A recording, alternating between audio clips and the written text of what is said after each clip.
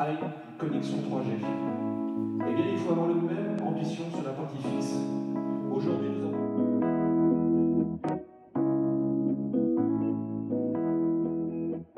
D'abord, Meditel ne s'intéresse pas aujourd'hui à la fibre. Meditel s'est toujours intéressé à la fibre et nous avons un réseau aujourd'hui qui a déployé 5000 km de fibre sur le territoire national au Maroc et qui prouve aujourd'hui que depuis quelque temps, nous sommes intéressés par la fibre. Je pense qu'en revanche, il y a trois facteurs aujourd'hui qui font qu'il y a une forme d'impératif de vraiment promouvoir la fibre au Maroc. La première, c'est que la demande existe. L'appétit aujourd'hui des Marocaines et des Marocains pour le très haut débit est aujourd'hui une réalité. Meditel a été le premier à lancer la 4G aujourd'hui au Maroc et on voit aujourd'hui que les Marocaines et les Marocains utilisent de manière très avancée l'ensemble du très haut débit. La deuxième, c'est qu'il y a aujourd'hui des technologies qui sont des technologies avérées, utilisées partout dans le monde, qui sont économiques, qui permettent aujourd'hui d'offrir le très haut débit dans des conditions économiques extrêmement satisfaisantes. Et donc il serait vraiment dommage que le Maroc n'en profite pas. Et la troisième, c'est que le Maroc aujourd'hui a la chance d'avoir un développement urbain avec des projets d'urbanisation qui permettent aujourd'hui de développer près de 100 000 nouveaux logements organisés par an. Eh bien, c'est une opportunité aujourd'hui extraordinaire de faire en sorte qu'on puisse offrir la fibre à tous. Aujourd'hui, la fibre est réservée à une petite élite qui a le moyen au très haut débit fixe. Mais nous sommes convaincus que la technologie aujourd'hui est suffisamment stable et surtout suffisamment économique pour faire en sorte que la fibre ne soit plus uniquement un luxe, mais au contraire soit un droit. Dans beaucoup de pays, la fibre aujourd'hui est la norme pour tous les logements.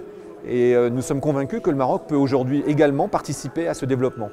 C'est un élément de différenciation, ça crée de la valeur et en plus c'est un moyen de dynamisation économique puisqu'il y a un écosystème, les promoteurs, les architectes, les sociétés d'ingénierie, les fournisseurs qui permettraient de développer une économie autour de la fibre.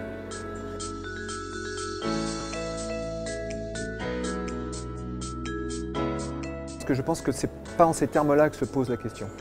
Aujourd'hui, il faut savoir qu'il y a un quasi-monopole de fait sur la paire torsadée classique de l'opérateur historique à 99,99% du marché.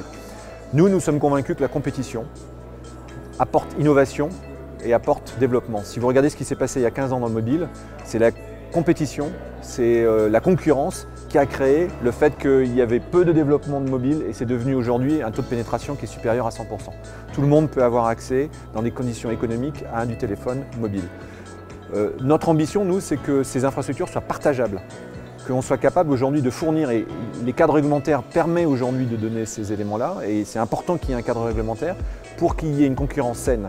Chaque opérateur investit et est capable de partager ces infrastructures. Donc aujourd'hui, il y a une opportunité, je pense, unique, parce qu'il y a à la fois un cadre réglementaire et aussi une volonté de l'ensemble des opérateurs d'investir pour offrir la possibilité de choix au client final. Et cette possibilité de choix dynamisera le marché et permettra de faire en sorte que le Maroc rattrape son retard sur aujourd'hui le fixe.